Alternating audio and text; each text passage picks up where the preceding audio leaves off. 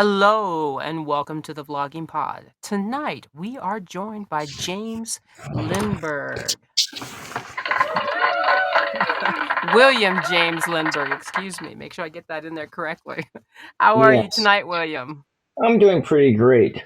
It was this afternoon Awesome. for me. Oh, yes, yes. Afternoon. Well, it's still light out. It still works for me here. Yeah, So, yeah. go ahead. Well, I was on the other side of the country, over in Oregon. So, Oh, okay. I got you. I have never been to Oregon, but nice. My well, it's husband's. beautiful. Yeah. Sorry, No, go ahead. Go ahead. my you're from Ohio. I have some people that are from Ohio. My mother's maternal mother's family. They Nice. they came out. They came over on the Mayflower and they settled in Ohio. Nice. So originally from here then. Well, some of me. Some of you. Yeah, Well, that's all just right. My husband's from out west. I see. Yeah, he's Yeah. Utah, Colorado. There's something else I'm missing. I think it may be Idaho, but don't quote me on it. I know his mother and his brother live in Idaho currently. I So, see. yeah, they're spread out west. So, Yeah, all in red I states. oh yeah. I know there are many parts to your career choices, but I'd like to start off talking about you as a YouTube influencer. So let's dive right into that and talk about your content. Tell me about that as for your 9-9 show. The 999 show. Yeah, it kind of started out wanting to do mostly like paranormal stuff, but I um I let the analytics decide where the topics sent me. And Mhm. which is probably a bad thing to do, but nevertheless that's the what I did. And so in February I started like trying an experiment of posting content every single day, and just to see what that would do. So it and it helped to explode some of my numbers, just like they say. It didn't explode it as much as some YouTube gurus say it does, but Mhm. it was just kind of a slow going thing. And then I wasn't gonna like go in to do poetry, but I sort of started doing poetry. And mostly I started doing poetry because when I got COVID, my voice is now like this and it's not as smooth as it was before. And so I Mm. went in and started, for my long form content, I started posting stuff that I had previously recorded, like 10 plus years ago, all of my good poems and so forth. And then I would take those poems and either use the stock footage um, platform I subscribe to so I can get like access to licensed music and licensed stock footage, or use my own footage, and then those things, and then I also use AI art generators in order to do the visuals, and I just kind of plug parts of my poem into those prompts until I get an image out that I like, and Hmm. that takes a lot of time. That's all I can say.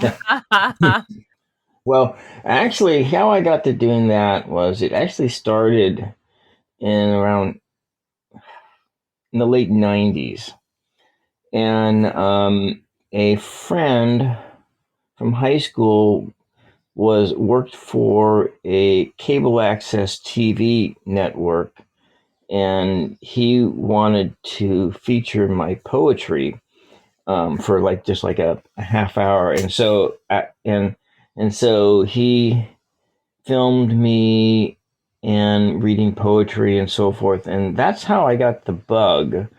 and then I think that was like in like 97, 98, and then in around 2000, between some place, but it was about a period of 18 months before the end of 2003. I had my own cable access TV show where I was filming the open mics that I had organized, Hmm.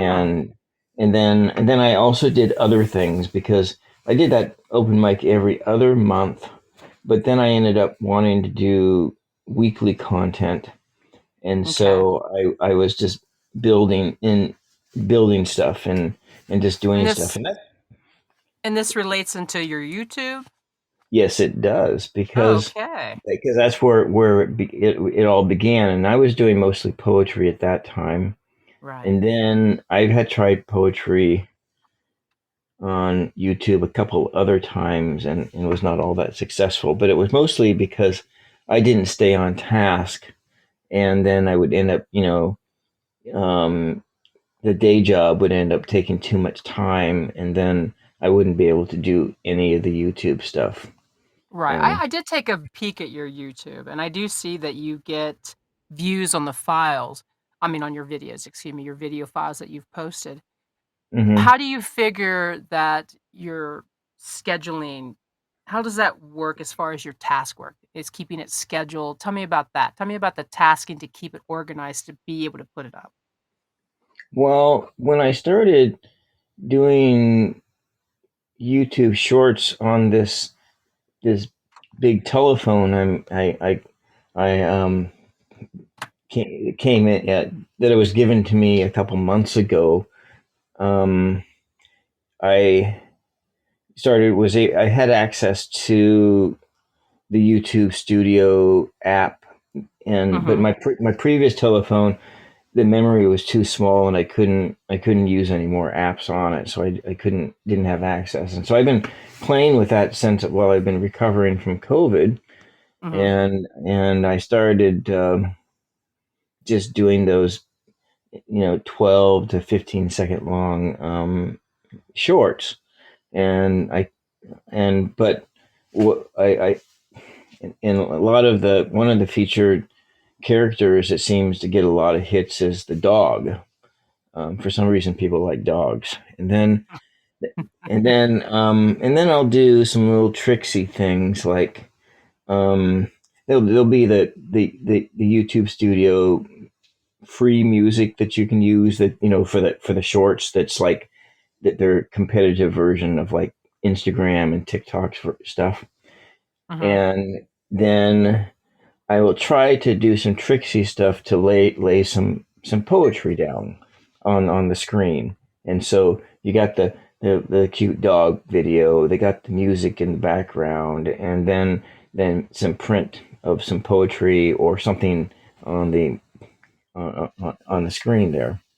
And Right. that's stuff that I just may actually just come up on the spot, or maybe might come out of like some previous work. Mm.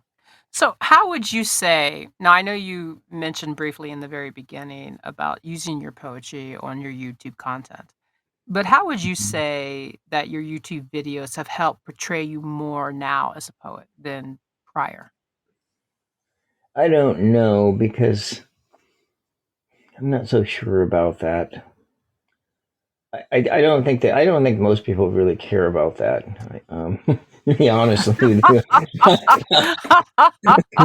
You don't think okay, so let me gather my thoughts here a second. Okay, so from what I'm getting from you is that you took a lot from using the analytical data to be able to create a lot more platform as far as your videos, correct? Yes, Okay. So, but in the beginning, you thought it would be nice to have the paranormal and plus a little bit of poetry, right?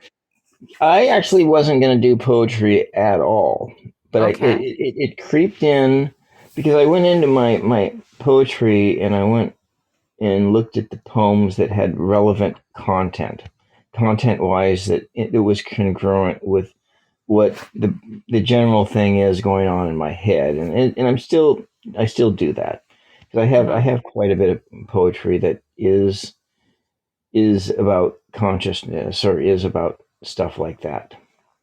And Right. and so I mean, anyway, that's all I Okay. have to say about that. Okay. Um, since we mentioned your poetry, um, and since you seem to wear a lot of hats according to your bio, Hmm. let's dive a little bit into the tones of poetry. Let's pull back from the YouTube and talk Yeah. about just the poetry. Can you tell us about yours in general? Well, there is the whole like for the last body of poems that I put together, it started at last year's April Poetry Month, and like about a week in, I thought, oh, it'd be a great idea is to see if I could do a whole book, let's say 100-page poetry manuscript, where page one comes from page one of some random book, page two comes from page two of some random book. Well, I wrote quite a few of these poems, but I settled on I managed to do 38 consecutive poems, but when I got to the last 5 pages took me 2 months because, well, actually, it was the first 5 pages because I found that in the first 5 pages of any given book, there's not much words that are actually usable. Okay. So, so I don't remember. Let's say if I take a look at this one, and so page one came from I don't know what I can't remember the book, but that's right. I think it was called The Late Great Planet Earth. Um, so page one reads: A perfect night, warm, lemon trees, perfume, tiki torches, aroma of steaks, tantalizing wishes. We were alone with our appetites, overheated, waiting, knowing, hoping, obsessed with the future, the desire to know beyond understanding the mind. Hmm. That's that's rather deep. Yeah, so the rules that I make for myself when I write poetry is I don't write poetry from poetry. Okay. And So so I think I have to be open to find a story, otherwise I won't find a story. So I don't know if so that makes when sense. you no, I'm trying to grasp what you're thinking. I'm following you a little bit on the lines of that. But Hmm. when you talk about the themes of poetry, let's break it down. Let me try to break it down in a way that we can all understand maybe where you're coming from. So when you're talking about your poetry and you're talking to the themes of the poetry, how do you work to define yours? Oh, you know what? I don't really worry about that when I'm writing that Oh, stuff. okay. I don't really think in terms of themes and meanings until after I've like read it like 100 times. Oh, okay. So you just free write it and see if it comes Yes. out and oh, okay. All right. Yeah, yeah, yeah. I free write everything or a lot. I do a lot of like when I paint. I do auto writing when I paint. I Mhm. don't really think in turn. I do when I of course except for the stuff that I sell. The stuff that I sell is all similar similar things that are in my head, and so Right. but So you're just driven forward by your art. So you write as you paint. It just the image appears as it comes onto the canvas. Yes? yeah, Am I yeah. follow So yeah, okay, awesome. yeah, so like when I'm doing this writing, I generally do not want to know what the printed word says itself. I try not to read it at all. I just words pop out at me, and Mhm. then I either I write those down, and those are the one, and so that's what I will string it together and go from there. I think And I think in a way if I'm following your thought and you let me know if this is any similar. I've written books, but I'll start with the main plot idea. And then Yeah. from then I just write. I just let it go. I don't know the ending until I get to the ending, and I just let the inspiration of the process drive the story forward. Is that similar to what you're trying to tell me? That is similar because there was a time when I was trying to write fiction, and that also got interrupted with like jobs, um, the amount of time having to spend on a job. When you working 40 hours, you can maybe swing it, but when the jobs start to get you going up to like 60 hours a week, it's kind of hard to keep up with stuff. Right. And so where I tried to do that, you read those things. Oh, you got to outline it and do all this shit. And sorry, and then Yeah. then and We'll put a then big beep across that. yeah, okay, all right. You try to do all that stuff, and then and for years I was like trying to do all that. My phone is like beeping at me, um and that didn't work for me. But when I did start writing, I just started writing, and the stuff came out of me. I did have Right. some characters in mind and all that because I actually invented those characters when I was like 16 years old or something. But Right. I can follow that. Um, so I'm not sure how much this my next question is gonna per se to what you do then, but we'll swing with it, okay? You let okay. me know if I'm on some kind of base. So let's not assume when you write. Let's talk about after the finished project, okay? Since you kind of let it flow from you, let's push that back and we only look at the finished work, okay? We won't talk about this in the sense of when you're writing, all right? Mm-hmm. So let's talk personification. Talk to me about the attributes of personal nature or human characters within your poetry. How do you say when the ending bit comes out? How do you define the personification of your whatever imagery that you're trying to like person, place, or thing? Explain that to me. Well, I don't know if I can answer that question because a lot of times I'll see the finished product and I'm absolutely amazed that I wrote it. And that's actually even before I was doing even clip art stuff. It was the same way. Um, and had that experience.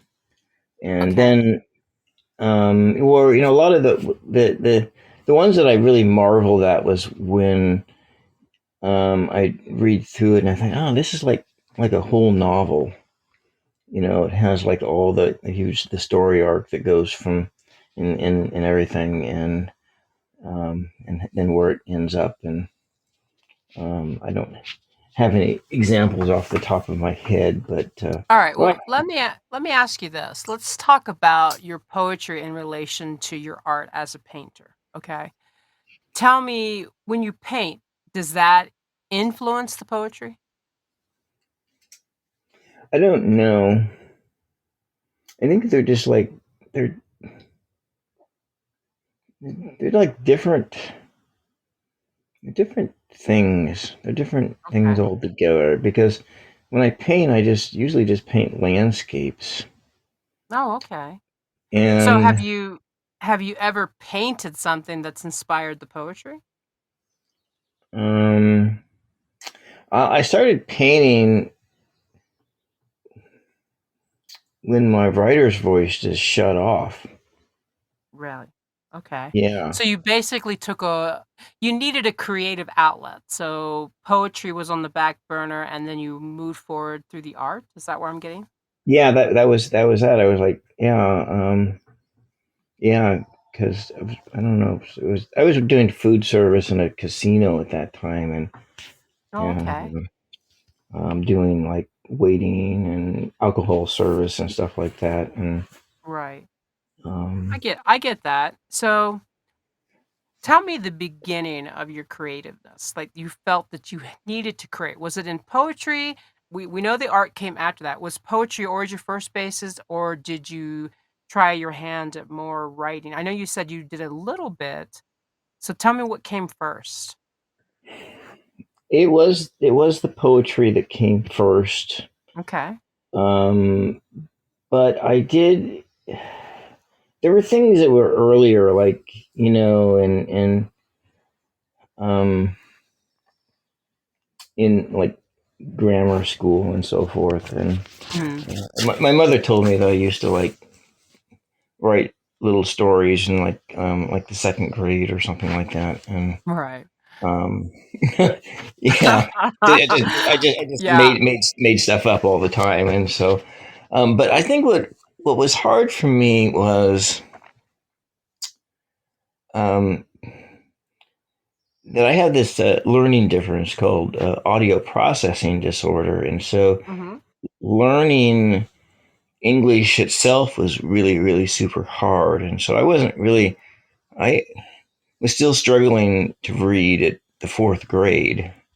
And Right. so, um, and, and so I had all these preconceived ideas that you had to do these things in these different stages, and then otherwise you couldn't do it. And then, but eventually I let go of that stuff. And that's when I guess when I started doing the writing in the poetry. And it kind of started with some poem I wrote when I was working at a gas station, and then then it was like years later, and then it just came out of me. I had went to Israel, and I spent a month in Israel. When I came back, I was just writing, um, That's and very interesting how you say that, how you felt things had to go a certain way, and when you let go of that, then you were able to be more creative. Tell me what you had to let go of if it's not too personal for you. no, I had to let go of the fact that all these teachers and stuff were telling me stuff that wasn't that for me, for my way of learning. It wasn't true. Oh, And okay. so, like this, the order of operations, you have to start here and go there. And so it's like, I didn't learn arithmetic until I took chemistry and algebra, and I didn't learn really got to get a good grasp on algebra until I took calculus, Oh, wow. because I have my degrees in mathematics, and because Wow. math was the easier language to learn. That was my timer, so I hope that didn't Oh, alarm you okay, too much. That's okay, all oh, right. that's fine. That's fine. On that And but you're actually, and it's okay if we go over just a little bit because what yeah, you're saying is very interesting. I know we kinda had a slower start into the interview, but that is a very interesting what you went through. And you have degrees, and math wasn't from what I'm understanding, please let me know if I'm not correct on this. So math wasn't your strong point, but then as you moved forward into another process, the past process became clearer to you. Is that what I'm getting from that? yeah. The math wasn't my strong suit, but the math was very concise language. Ah, And then I also did a almost a full second major in religious studies, nah. and because it was the story. Because well, I think I chose it because I could get A's in it, and I wasn't getting A's in anything else, and so yeah, and But that and even but even what I'm getting from that, even not being an A student, you still walked away from education with degrees, right? A degree's attached to your name. I mean, I did. that is exceptional. I'm gonna tell you something, just something that was told to me when I was a kid. And I was never that honor roll, but I always was very close to merit roll or I would get merit roll. And I had a biology teacher who told me, she said to me, she says, the kids that get that easy A don't often strive for it, but the children that have to really work for the grade, they'll carry that with them and they will make more of themselves because of that. So, just you telling me this shows to me with having degrees attached to your name says that you went above and beyond anything that anyone else offered you. So that's exceptional. Yes, yes. So congrats to you. Well, I So wanna thank you very much, William, for being with us tonight. yeah, yeah. Well, thank you for coming on to the show. And I want to take this opportunity, since we're at the end of our podcast tonight, to tell everyone about our Amazon deal of the day. Okay, and this Amazon deal, guys, I have to tell you, I own three of them already. It's a Samsung Galaxy Z Flip wireless charger, Galaxy Z Flip 4 and 3, it's a 5.6 fast charger, 15 West wireless charger with Galaxy Z Flip 4, and it's easy to carry. It's got the adapter. It was $24.99, and now, guys, it's 20% off for $19.99. I'll have the link in the bio for as always. Thank you so much to our listeners for once again coming in. Until next time, bye bye for now.